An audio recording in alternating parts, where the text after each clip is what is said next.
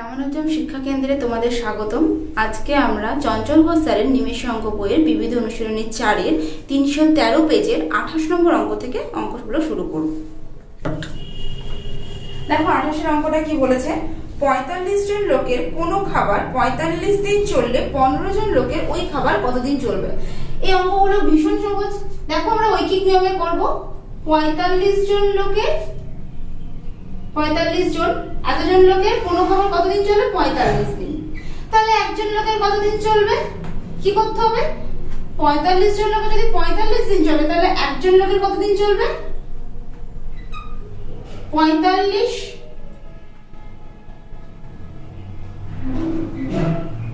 গুণ 45, একজন লোকের সেই খাবারটা আরো বেশি দিন চলবে।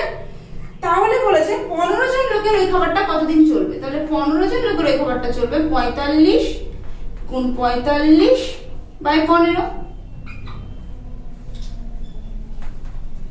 5 দিনে 15, 5 9 45, 3 × 9, 3 5 15, হাতে 3 4 12, হাতে রেখে 13, তাহলে 135 দিন। তাহলে ওই খাবারটা 15 জন লোকের 135 দিন চলবে। দেখো এবার আমরা 29 অঙ্কটা করব। কি বলেছে, একটি টাওয়ারের 1/3 কালো রং করা হলো, অবশিষ্ট 5/11 অংশ লাল রং ও বাকি অংশ সাদা রং করা হলো। সাদা রং যদি 40 ফুট হয় তাহলে টাওয়ারের উচ্চতা কত? তাহলে আমরা একটা ছবি এঁকে বুঝি। তাহলে ধরো এটা একটা টাওয়ার, টাওয়ারের 1/3 কালো রং, তার মানে এর 1/3, মানে এইটুকু যদি ধরে নিই, এইটুকু কি রং? কালো রং, 1/3 কালো রং। অবশিষ্টের মানে কি, এই পুরো টাওয়ারটার 1/3 চলে গেলে বাকি কতটুকু পড়ে থাকলো? 1 - 1/3, তার মানে 2/3 অংশ, বাকি 2/3 অংশ পড়ে থাকলো। এই অবশিষ্ট অংশের 5/11 অংশ লাল রং। এই যে 2/3 অংশ পড়ে থাকলো, এই 2/3 এর 5/11 অংশ লাল রং। তাহলে 2/3 ইনটু 5/11, তাহলে কত হলো? 10/33। এটা কি রং? লাল রং। ও বাকি অংশ সাদা রং করা হলো। এই যে 2/3 অংশ ছিল, এর 5/11 অংশ হলো লাল রং, মানে আমাদের এলো কত? 10/33 অংশ। এর থেকে বলেছে বাকি যেটুকু থাকলো, এই 10/33 থেকে আবার যেটুকু বাকি থাকলো সেটা পড়েছে সাদা রং। তাহলে আমরা কার থেকে কোনটা বিয়োগ করবো? বাকি পড়েছিল যতটা, তার মধ্যে লাল রং হলো ততটা, এই দুটো বিয়োগ করলে আমরা সাদা রংটা পেয়ে যাব। তাহলে 2/3 মাইনাস 10/33, অথবা এটা 33, 22 মাইনাস 10 সমান 12/33। তাহলে 12/33 অংশ কি? সাদা রং। বলে দিয়েছে সাদা অংশ 40 ফুট। সাদা রঙের যে অংশটুকু আছে সেটুকু 40 ফুট, আর আমরা সাদা অংশ কতটুকু পেলাম? 12/33। তাহলে আমরা কি করতে পারি? 12/33 সমান 40, এটাই 40 ফুট। তাহলে এটা যদি আমরা কাটাকাটি করি তাহলে কত পাবো? 11, 3 4 12, কেটে গেল 10, তাহলে 110 ফুট। তাহলে সাদা অংশ হলো 110 ফুট। তাহলে টাওয়ারের উচ্চতা কত? 110 ফুট। তাহলে কি ছিল? 12/33 অংশ সমান 40 পেয়েছিলাম আমরা। তাহলে এটা দিকে চলে গেলে এদিকে কম অংশ থাকলো, এক অংশ মানে কি? পুরো টাওয়ারটা কত? 110 ফুট। চলো আমরা 30 অঙ্কটা করি। কি বলেছে, 6টি পরপর অযুগ্ম সংখ্যার গড় 80, তাহলে বৃহত্তম সংখ্যাটি কত? এটাকে আমরা x ধরেও করতে পারি, কিন্তু x ধরে করলে আমাদের অঙ্কটা অনেক বড় হয়ে যাবে, তাই আমরা একটা ট্রিক্সের মাধ্যমে করব। দেখো কিভাবে করি। 30 বলেছে অযুগ্ম সংখ্যার গড় 80। দেখো 80 গড়, তার মানে কোন সংখ্যা দুটোর গড় 80 হতে পারে? 80 যদি গড় হয় তাহলে কোন সংখ্যা দুটোর গড় 80 হতে পারে? 80-র আগেরটা আর 80-র পরেরটা দুটোকে যোগ করে আমরা 2 দিয়ে ভাগ করলে তার গড়টা কত হবে? 80 হবে। তাহলে 80-র আগে কত? 79, আর 80-র পরে কত? 81। এই দুটোই অযুগ্ম সংখ্যা, এই দুটোর গড়ই 80 হয়। তাহলে আমাকে বৃহত্তম সংখ্যাটা চেয়েছে। তাহলে 6টা সংখ্যা আমরা লিখে নিই, এর আগে আর এর পরে দিয়ে অযুগ্ম সংখ্যাগুলো। তাহলে এটা যদি 79 হয় তাহলে এর আগে কত হবে? 77, 80 হলে নেক্সট কত হবে 83, চারটে হলো আমাদের ছটা সংখ্যা বলেছে। 77 এর আগে কত হবে 75, 83 এর আগে পরে কত হবে 85। তাহলে আমাদের চেয়েছে বৃহত্তম সংখ্যাটি কত। দেখো আমাদের বৃহত্তম সংখ্যাটি সবার পরে কত এসেছে 85, তাহলে বৃহত্তম সংখ্যাটা আমাদের হয়ে যাবে 85। দেখো 31টা কি বলেছে, একটি বৃত্তের ব্যাসার্ধ 10% বৃদ্ধি পেলে ক্ষেত্রফল কত বৃদ্ধি পাবে। এবার এটা আমরা বৃত্তের যে ক্ষেত্রফলের সূত্র, বৃত্তের ক্ষেত্রফলের সূত্র কি পাই আর স্কয়ার, এটা দিয়ে করতে পারি, কিন্তু এটা দিয়ে করলে অনেক বড় হয়ে যাবে। আমরা এমনি যদি পাটিগণিতের হিসেবে 10 ধরে করি তাহলে দেখো চলে আসবে। আমরা যদি ধরে নিই যে বৃত্তের ব্যাসার্ধ 10 ছিল, তারপরে কি বলেছে 10 এর উপর 10% বৃদ্ধি পেল, তার মানে কত হলো, বৃদ্ধি পেয়ে হলো কত 11, 10% বৃদ্ধি পেল মানে 11 হলো। এবার 10 এর স্কয়ার কত হয় 100, আর 11 স্কয়ার কত হয় 121, তাহলে এই দুটোর ডিফারেন্স কত হয় 21। তাহলে কতটুকু বৃদ্ধি হবে ক্ষেত্রফল 21%। এবার 32 এর অঙ্কটা দেখো, আমরা বোর্ডে এটা লিখে নিয়েছি, এটা সরলতম মানটা বার করব। প্রথমে আমরা শর্টকাট নিয়মটা আগে শিখে নিই, ঠিক আছে। শর্টকাট নিয়মে এখানে যে দুটো সংখ্যা থাকবে সেই দুটো সংখ্যার ডিফারেন্সটা বার করব। করি 4 5 6 9 minus 4 5 6 5, এই ডিফারেন্স কত 4।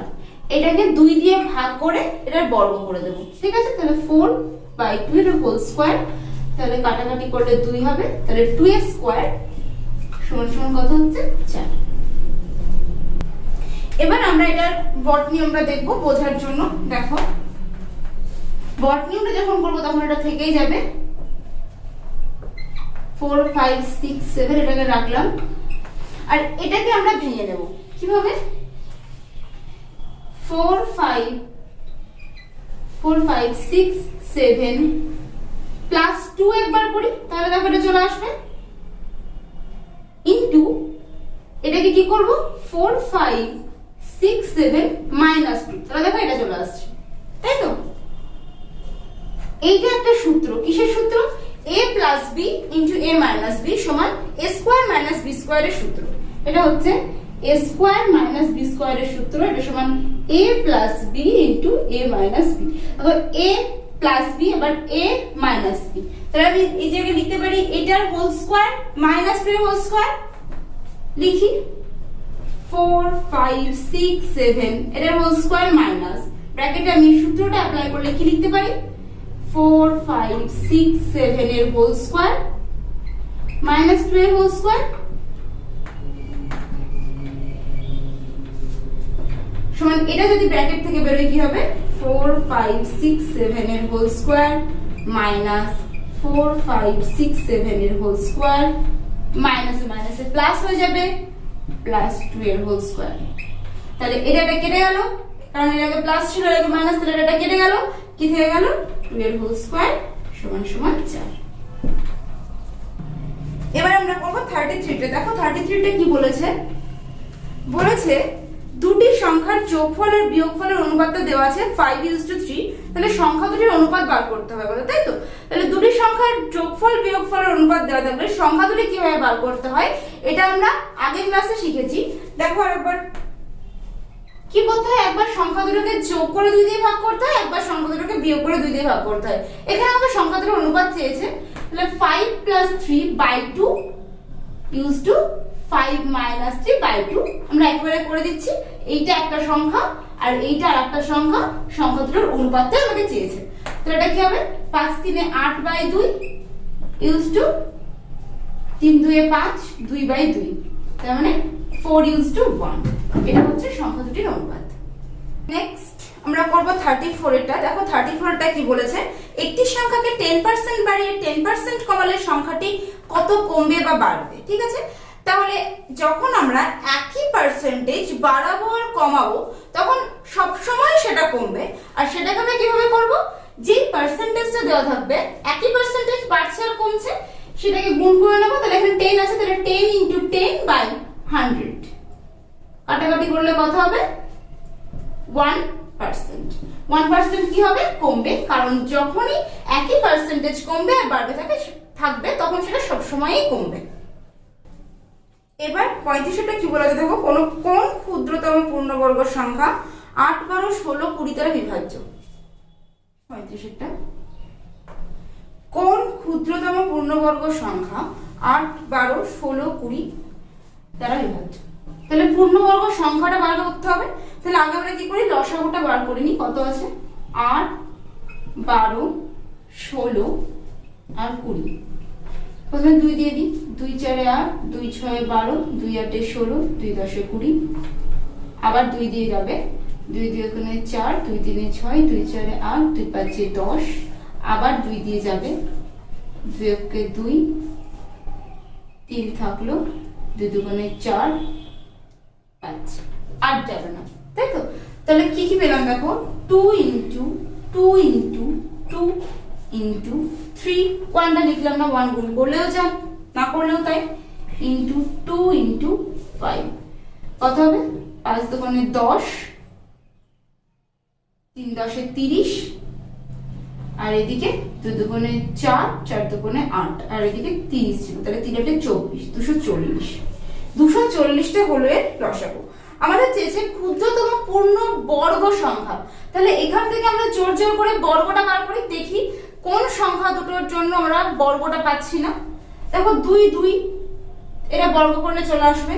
2 2ও আবার 2 আছে, এটাও বর্গ পেয়ে যাচ্ছি আমরা, 2 2 এর বর্গ 4 4 হয়ে যাচ্ছে। কিন্তু দেখো 3 3 আর 5, এই দুটো সংখ্যা একটা একটা আছে, তাই তো? তাহলে আরেকটা 3 আর আরেকটা 5 গুণ করলে আমাদের এটা পূর্ণবর্গ হয়ে যাবে। তাহলে আর কত গুণ করতে হচ্ছে? একটা 3 গুণ করতে হবে, একটা 5 গুণ করতে হবে, তাহলে 15 গুণ করতে হবে, তাই তো?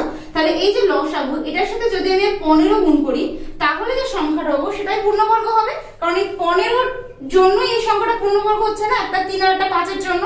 তাহলে গুণটা করা যাক। 15 শূন্য বসলো, 4 15 60, হাতে 6, 15 দুগুণে 30 আর 6 36। তাহলে সংখ্যাটা কত? 3600।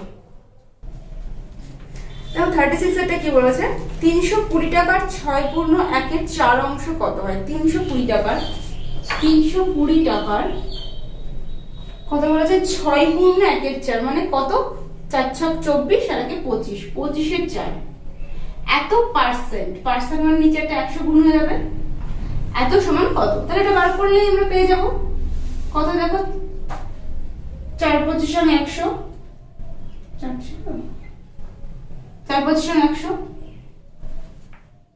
4 32, আবার 4 দিয়ে যাবে, 4 2 8 20। তাহলে কত হলো? 20 টাকা।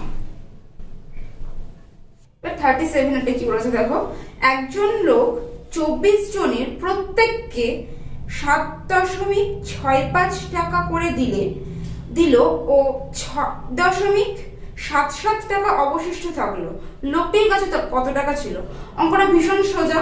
তো বলে যে 24 জনকে দিয়েছে 7.65 টাকা করে, তাহলে মোট কত টাকা সে দিয়েছে? 24 গুণ কত? 7.65 টাকা সে দিয়েছে।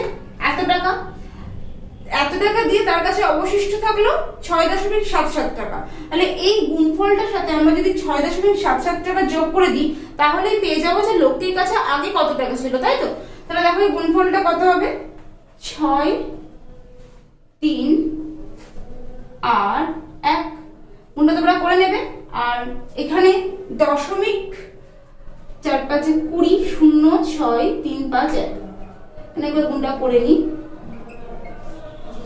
4 5 20, 4 24 আর 2 26, 4 7 28 আর 2 30, 0 3 0 6 3 8 1। তাহলে এখানে আমরা কি কি লিখেছিলাম? আর এখানে কটা সংখ্যার আগে দশমিক আছে? দুটোর পরে দশমিক আছে, দুটো। তাহলে এখানে আমরা দুটো সংখ্যার পরে দশমিক দেবো, মানে এখানে দশমিক হবে। তারপরে বলেছে তারপরে কত টাকা থাকলো। দেখো দশমিকের নিচে যোগ বিয়োগের ক্ষেত্রে আসলে দশমিকের নিচে আমি দশমিকটা বসাবো। তাহলে আমি যখন অঙ্কটা পাতাবো তখন এরকম হবে, দশমিকের নিচে দশমিক বসালাম, এটা আছে 6, এর আগে 7 7। এবার যোগটা করে দিই, 7 13, 7 আর 6 13,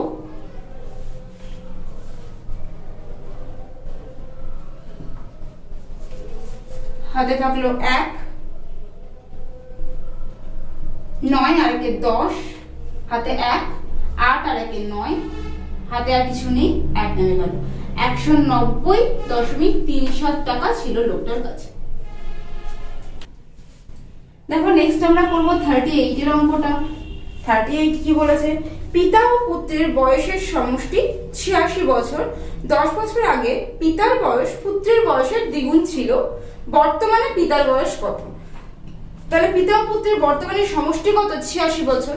তাহলে যদি আমি ধরে নিই যে পুত্রের বয়স x বছর, তাহলে পিতার বয়স কত হবে? সমষ্টি দেওয়া আছে 86, তাহলে অবশ্যই 86 থেকে কমই হবে যেহেতু এটা সমষ্টি, তাহলে 86 মাইনাস x বছর পিতার বয়স। তারপর দেখো বলেছে আমাকে 10 বছর আগে বলে দিয়েছে তাদের বয়স দ্বিগুণ ছিল, পুত্রের বয়স, পিতার বয়স কত ছিল? পুত্রের দ্বিগুণ ছিল 10 বছর আগে। তাহলে 10 বছর আগে পিতার বয়স কত হবে? এখন যা আছে পুত্রের বয়স, এখন এখানে আমরা পুত্রের বয়স বার করছি, কত হবে?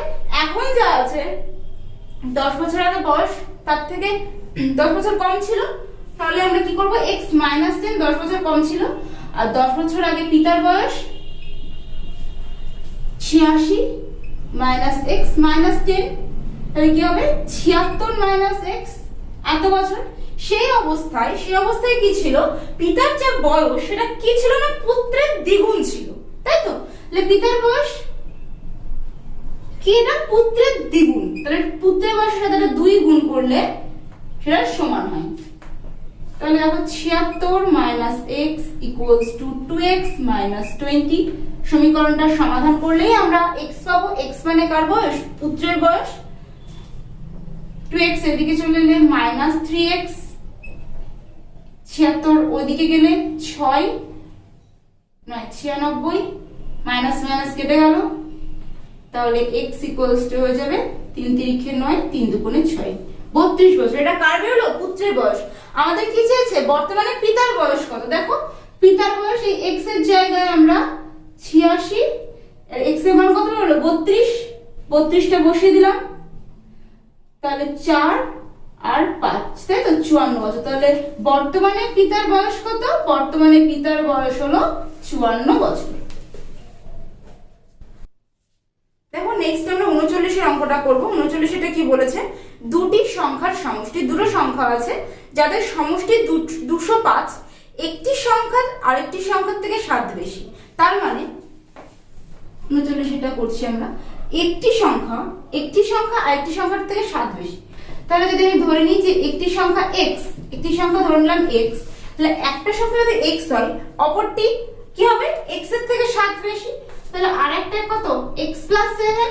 এই দুটো সংখ্যার সমষ্টি বলেছে 205, ঠিক আছে? এই দুটো সংখ্যার সমষ্টি কত বলেছে?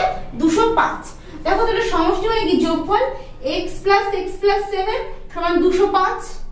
এখান থেকে তারপর আমাকে কি বার করতে দিয়েছে? তাহলে একটি সংখ্যা কত? তাহলে এখান থেকে যদি আমরা x এর মানটা পেয়ে যাই তাহলেই আমরা একটা সংখ্যা পেয়ে যাব। তাহলে 2x সমান 205 মাইনাস 7, এটা বিয়োগ করলে হয় 8, 9, 1, 2x ইকুয়ালস টু, আর x ইকুয়ালস টু 198/2, 2 9 18, 2 9 99। তাহলে সংখ্যাটি কত? 99। নেক্সট আমরা 40 দাগের অঙ্কটা করব। দেখো 40 দাগের অঙ্কটা আমরা বোর্ডে লিখে নিয়েছি। এই অঙ্কটা ভীষণই সহজ। দেখো কি করে করি আমরা। প্রথমে এই 9 গুলোকে গুণ করে নেব, ঠিক আছে? তাহলে কটা 9 আছে? এই 9 9 81, আর এই 9 9 81, তাই তো? তাহলে গুণটা করলে কত হয়? গুণটা করে দেখি। 1 8 8 একে 8, 64, 1 6 5 6। এটা হলো গুণটা করে, ঠিক আছে? কত হলো? 6 5 6 1। এবার আমরা দেখব মোট কতগুলো সংখ্যার আগে আছে দশমিক। মোট কতগুলো সংখ্যা, সবগুলোকে যোগ করব, ঠিক আছে? দেখো 1টা 2টো 3টে 4টে 5টা 6টা 7টা 8টা 9টা 10টা 10টা। তাহলে এখানে যে সংখ্যাটা হবে ঠিক আমরা 10 বার পরে বসাবো দশমিকটা সংখ্যাটা, ঠিক আছে? তাহলে দেখো 4 ঘর আমরা পেয়েছি, তাহলে 10 বার করতে গেলে আর 6টা ঘর লাগবে। তাহলে আমরা 6টা কি করব? শূন্য নেব। 1টা 2টো 3টে 4টে 5টা 6টা, ব্যাস এখানে হবে দশমিকটা। এটাই আমাদের অ্যান্সার। দেখো নেক্সট আমরা 41 এটা করব আগের অঙ্কটার মতনই খানিকটা, যেহেতু দশমিকের অঙ্ক। দেখো বর্গমূল বার করতে দিয়েছে আমাদের কত, 221। 221 এর বর্গমূল, তাই তো? বর্গমূল মানে কি, এর ভিতরে দুটো সংখ্যার গুণফল আছে, যেটা এটা। এবার আমরা এই দুটো সংখ্যার মধ্যে একটাকে বাইরে বের করে আনবো, তাই তো? তাহলে দেখো 121 সবসময় কার বর্গ হয় আমরা জানি, 11 বর্গ, তাই তো? 11 বর্গ হয় 121। তাহলে এটা অবশ্যই 11 × 11 হবে। দেখো কটা সংখ্যার আগে আছে দশমিকটা, একটা, দুটো, তিনটে, চারটে। তাহলে যদি আমরা চারটে সংখ্যার আগে আছে মানে কি মোট 4 ঘর, তাহলে এখানে আছে 2 ঘর, এখানে একটা দশমিক দিই, আর এখানে 2 ঘর, এখানে একটা দশমিক দিই, তাহলে মোট 4 ঘর আগে দশমিক হচ্ছে। তাহলে 0.11 × 0.11, একটা বেরিয়ে আসবে 0.11। তাহলে এটা 0.11 এর বর্গ। দেখো 42 এর অঙ্কের অপশনগুলো আমরা লিখে নিয়েছি। এবার আমরা বার করব যে কোন তথ্যটা সঠিক। তাহলে সেটা বার করার জন্য দেখো এই দিকে সমস্ত রাশিমালাগুলো এক আছে, তাহলে আমরা এই রাশিমালাটার মানটা বার করে নিই। করি √7 + √5, এটার বর্গ করে দিচ্ছি। তাহলে কত হবে, এটার হোল স্কয়ার তার মানে 7 যোগ এটার হোল স্কয়ার তার মানে 5 যোগ 2 ইনটু এটা ইনটু এটা তার মানে √5 7 35। তাহলে 7 5 12 যোগ 2 ইনটু √35। √35 যদি তোমরা বর্গমূল করো, √35 এর বর্গমূল হবে 5.91। তাহলে 12 যোগ 2 9 2 18 1 11, দুটোর পরে দশমিক আছে, এখানে দুটোর পরে দশমিক। তাহলে কত হবে 23.82। এটা হলো এই রাশিমালাটার মান। এবার এইদিকে যে রাশিমালাগুলো আছে আমরা প্রথম থেকে দেখব যে কোন তথ্যটা সঠিক। এইদিকে আছে কত 4√3, 4√3 বর্গ করলে কত পাবো 16 × 3। এটা যদি বর্গ করি তাহলে কত 3 6 18, 3 × 3 48, তাই তো? কিন্তু এখানে হা মুখটা খোলা মুখটা এটা এই রাশিমালাটার দিকে আছে, আর এই রাশিমালাটার মান আছে কত 23.82।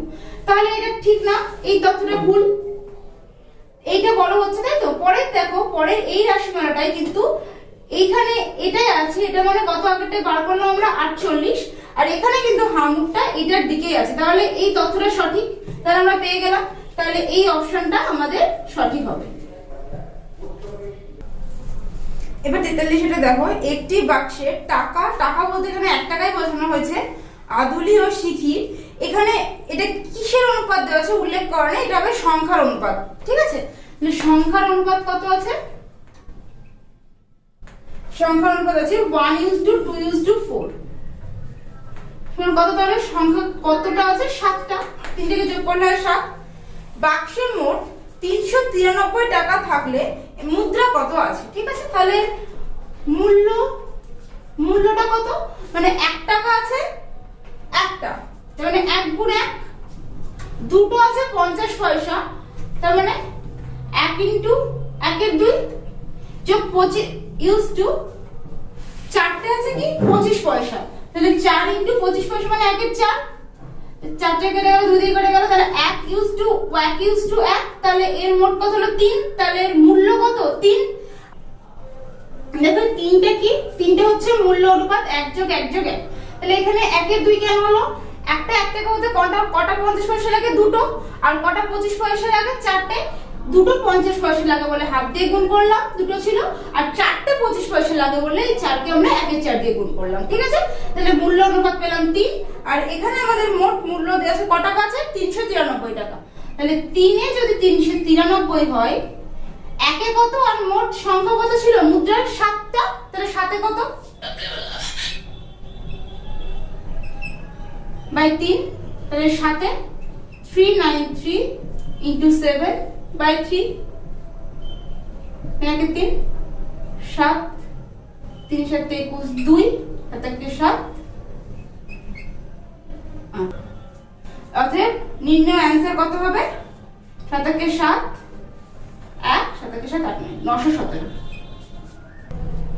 বা 44, এটা দেখো কি বলেছে, এ ও বি এর মাসিক বেতনের অনুপাত 3:5, প্রত্যেকের বেতন 200 টাকা করে বাড়লে অনুপাত হয় 13:21, তাহলে এর বেতন কত ছিল?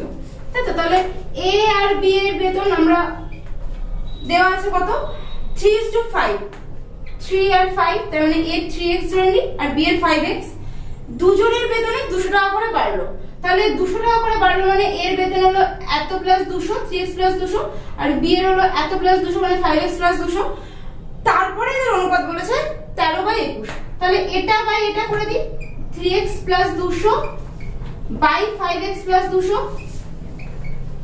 সমান 13/21। এবার তোমরা এখানে x এর মানটা বের করলেই অ্যানসারটা পেয়ে যাবে, বাট তোমরা x এর মানটা কমেন্টসে জানিয়ে দেবে। দেখো 45 দাগের অঙ্কটা কি বলেছে, এটা মুখে মুখেই হয়ে যাবে, খাতায় করাই লাগবে না তোমাদের। পিতা মাতা ও তাদের 9 বছর বয়সী কন্যার বর্তমান বয়স 86 বছর, ঠিক আছে? পিতা মাতা, পিতা যোগ মাতা যোগ কন্যা, তিনজনের বয়সের সমষ্টি বর্তমানে 86 বছর। তাহলে বলেছে 11 বছর আগে তাদের বয়সের সমষ্টি কত ছিল? তাহলে 11 বছর আগে পিতার 11 বছর কম ছিল, মাতার 11 বছর কম ছিল, আর তখন কন্যা ছিলই না, তাহলে বর্তমানে কন্যার বয়স কত? 9। তাহলে এই তিনটের যোগফল কত হয়? 22 এর 9 31। তাহলে এই যে এখন এইটা সমস্যা, তাহলে এইটার থেকে 31 বাদ দিলে আমরা অ্যান্সারটা পেয়ে যাব, কত হবে? 86 থেকে 31 বাদ দিলে হয় 55। তাহলে তাদের বয়সের সমষ্টি 11 বছর আগে কত ছিল? 55 বছর। দেখো নেক্সট 46 এর অঙ্কটা কি বলেছে, তিন অঙ্কের মানে যে সংখ্যা দুটো হবে সেই সংখ্যা দুটো 3 অঙ্কের হবে। দুটি সংখ্যার গসাগু 17, লসাগু 714। তাহলে গসাগু আর লসাগু, এটার মধ্যে 46 এর অঙ্ক, গসাগু 17 আর লসাগু 714। তাহলে বলেছে সংখ্যা দুটি কত? তাহলে আমরা এটা থেকে এটা ভাগ করব, 714 ডিভাইডেড বাই 17 কত হয়? 42। 42 কে আমরা ভাগ দিতে পারি কিভাবে? 6 7 42, 6 আর 7।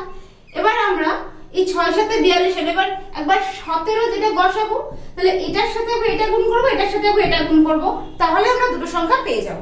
দেখো 17 * 6, 6 7 42 2 1, আর এটা হচ্ছে 17 * 7, 7 7 49 9 11। তাহলে একটা সংখ্যা হবে 102, একটা সংখ্যা হবে 119। 47 এর অঙ্কটা দেখবে তোমরা, এখানে a:b:c টা আগে বার করে নেবে, তারপরে আনুপাতিক ভাগাড়ের নিয়ম অনুসারে 47 এর অঙ্কটা দেখো কি বলেছে, 2220 টাকা a b ও c এর মধ্যে এমন ভাগে ভাগ করে দেওয়া হলো যেন a used to b মানে a এর অংশ used to b এর অংশ সমান কত?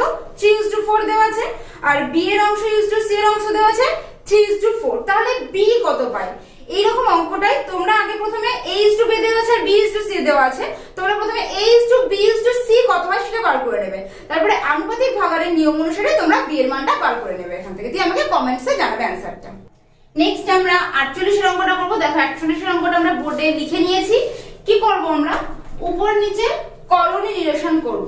মানে কি, উপর নিচে এখানে যে সাইনটা আছে তার ঠিক অপোজিট সাইনটা দিয়ে উপর নিচে গুণ করে দেব। তাহলে এখানে কত আছে? √2 - 1, তাহলে নিচে √2 - 1 আছে, এবার আমরা উপর নিচে √2 + 1 দিয়ে গুণ করব। এখানেও √2 + 1, ঠিক আছে? এটা কি সূত্র বলতো? a - b * a + b, দেখি a² - b² এর সূত্র, a² - b² a - b * a + b। তাহলে এটা চলে আসবে 5 * √2 + 1 থাকলো, এটা স্কয়ার মানে √2² - 1² √2² মানে কত? 2। তাহলে 5 * √2 + 1 বাই এটা থাকবে 2 - 1, তাহলে নিচেরটা 1 হয়ে গেল, তাই তো? এটা মানে 1 হয়ে গেল, আর তাহলে আমার পড়ে থাকবে এটা। আমাকে দেখো √2 এর মানটা কত দেওয়া আছে, তাহলে 5 * √2 কত দেওয়া আছে? 1.414 + 1, তাই তো? তাহলে এই দুটোকে যোগ করলে কত হয়? 5 * 2.414।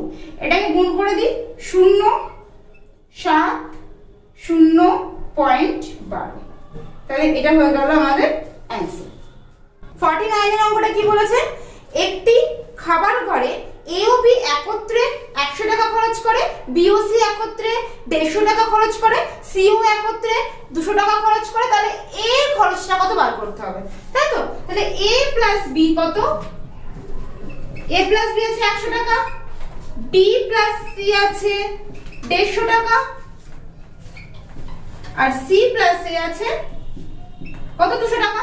তাহলে দেখো এ দুবার আছে, বি দুবার আছে, সি দুবার আছে, তাহলে যদি আমরা এটাকে সরল করি a 2 * a + b + c পাবো, যোগ করলে a + b + c equals to এই তিনটা যোগ করে দিই 5 450 টাকা। তাহলে এখান থেকে আমরা a + b + c এর মোটটা পেয়ে যাব 450/2। তাহলে হবে 2 দুগুণে 4, 2 দুগুণে 4, 2 5 10, এত টাকা। আমার কাছে আছে এর একার খরচ কত। দেখো b + c এর একত্রে খরচটা দিয়ে দিয়েছে কত? 150 টাকা। b + c 150 টাকা, তাহলে a এর একা বার করতে হবে।